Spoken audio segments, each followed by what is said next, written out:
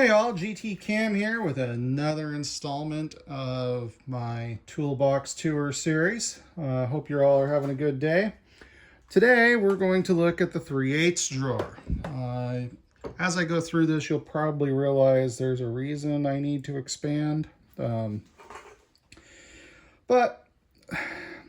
here we are. What we've got here is one of the Pro FI foams for the snap-on sockets. Like I said in my last video, I've become a big fan of the snap-on sockets. Yeah, you're going to pay for them, but you know, based on the sockets I have used over the years, there's the thinner walls, the stronger sockets, the just longer life expectancy out of these things. Yeah, overall, you know, in the beginning, you can get away without using them. You don't really need them. But as time wears on, if you do a lot of wrenching, you'll either find you like them or you just need them. They're going to be a little more wear resistant over time. If you take care of your stuff, they should last you a lifetime. For some people, they may be a consumable. Be that as it may, here we are. Right now, I've just got semi-deep and shallow. I still need to get some deeps. I haven't gotten to that yet. This is all metric in here. These sockets here are also snap-on.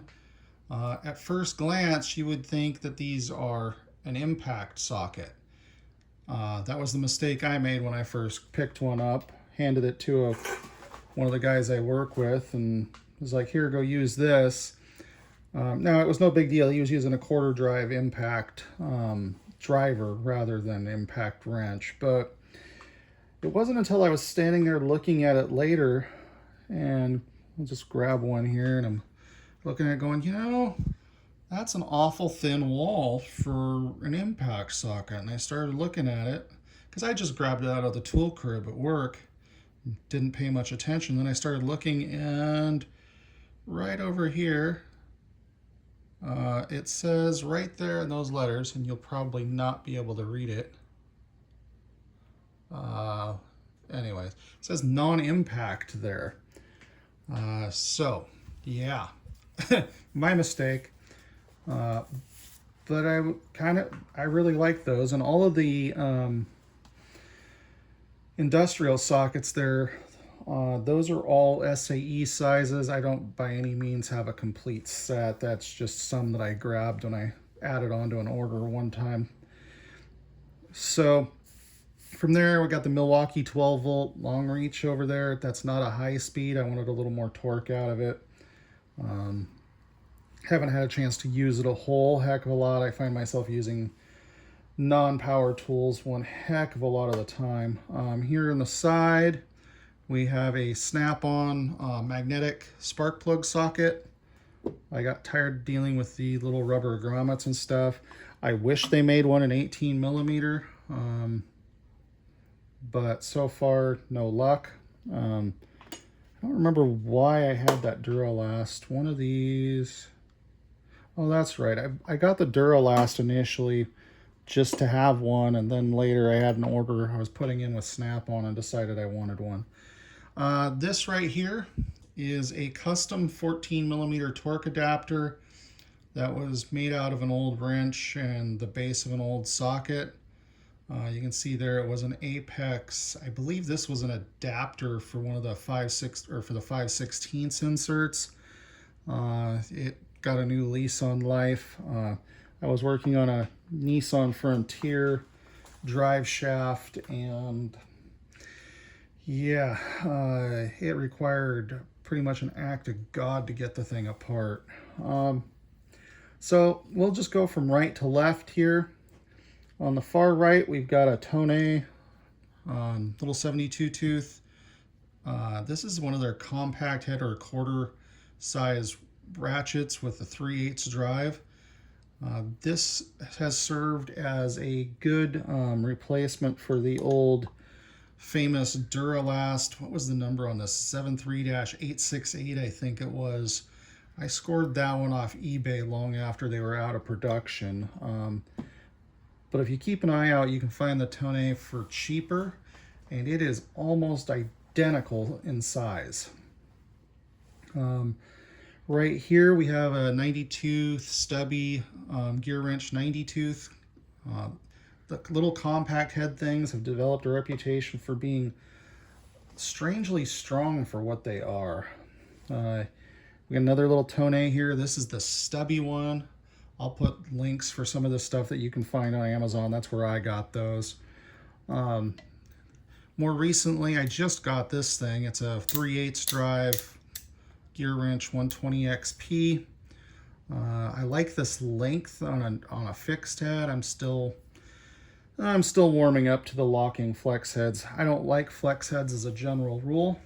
I've just had them flex on me and had me end up on my head and stuff when I'm like trying to refund something. Here is an array of gear wrench 14mm sockets. Those were part of working on the Frontier. One day I came across that and it was stupidly cheap. I think I paid 18 bucks for it or something through Napa on sale. Let's see here. On the far right, we've got a Husky. I don't remember if this is a 72 or 100 tooth. Back drag on it is really mild. It's a fairly nice ratchet. With a little bit more length, we have a 144 tooth Husky here. Let's see.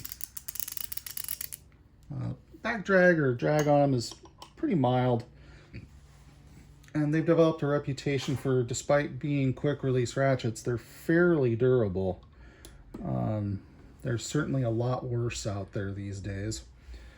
Next to that, we have the SK. I don't remember if I got this through Amazon. There's a little bit more drag on this. I'll do a video on this thing at some point. But for now, that's one of the US made new SK ratchets. Next to that, I have one of the Craftsman old teardrops. This is an old US made one. Part number on it was 44813. You can still find those on eBay now and then. It was a 36 tooth unit. I liked the handles on them, but inevitably I ended up using the longer one. I don't see where it's at the moment. Well, anyway, I have a spare of the 11-inch in the drawer here. Next to that, we have the 3/8 US made Proto, which is essentially, God, the drag is light on that. A little thick in the head, nice ratchet. They feel good in the hand, at least to me. You'll find that it's pretty much identical to the Mac. The Mac deletes the knurling, but otherwise they're pretty much the same ratchet, except you have more options for handles and stuff on the Mac with the comfort grip or soft grip or whatever you want to call it. Next to that, we have a standard tonne 3/8. Not a bad ratchet. Kind of like them. Not real sure how strong they are, but next to that, we have the 90-tooth gear wrench quick release, which, if you look at it, looks strangely similar to the two Huskies because they're all made by Apex. Next to that, we have the ratchet that somebody shipped me by mistake. I ordered this as a snap-on quarter drive multi-position head with the idea that I was going to convert it to 3/8, and lo and behold, it showed up as a 3/8. So this is a nice compact multi-position head snap-on. Like the heck out of it. One day soon I'll talk about snap-on, my gripe with snap-on ratchets. Next to that, we have my spare 11-inch Craftsman 44833. I've got a couple of these days. Found that on eBay a while back. Paid more money than I would have liked, but I wanted a spare. Next to that, we have a standard length compact head 90-tooth gear wrench. I really like the heck out of these. They're a pretty versatile unit, and they're unreasonably strong for their size. Next to that, we have the 11-inch snap-on quick release. I was going for the strongest 11-inch I could find that had a quick release. As I've said before, this length is one of my preferred lengths. You'll see that it's pretty close in length to the old 44833 there. It's maybe a ½ inch shorter. Overall, no real significant gripes. I feel like they did a little bit better on the heads with this than they do with some of their others, but anyway. Then we have the 11-inch gear wrench 90 tooth. Again, these tend to be some of my favorite lengths. The Proto is a bit longer. It's like 12 or 13 inches. But I still like them. As I've gotten older, it's nice to have all these options, so you know I can kind of just grab what I feel like grabbing on a given day. Oh, one other one here. Didn't feel there was much need to bring out that Milwaukee. What we also have here is this kind of bizarre, it's a compact head quick release, 3/8. The beam on this is fairly dainty, I would say. But that is an Astro. I don't remember what the model is. I'll include the link for that in the, yeah, a little more drag on that one. But yeah, it's pretty cool. If you needed to get in somewhere and you needed more reach, that might be your Ratchet. Also, pay no attention to this mess.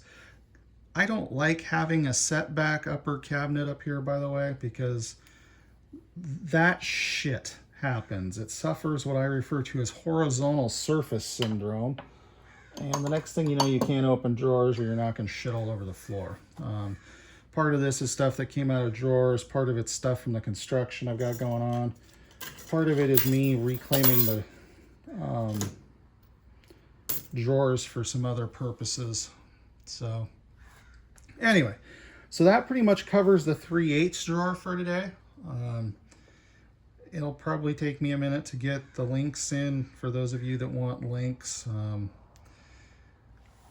The high-vis snap-on handle ratchet, best bet for those at this point might be eBay. I don't see them cataloged on the website at present. So anyway, that should do it for today. If you guys have any questions, feel free to drop a question or comment down in the comment section there. If you guys have any question, anyway, you know what I mean. I'm getting tired today. Might need another Red Bull.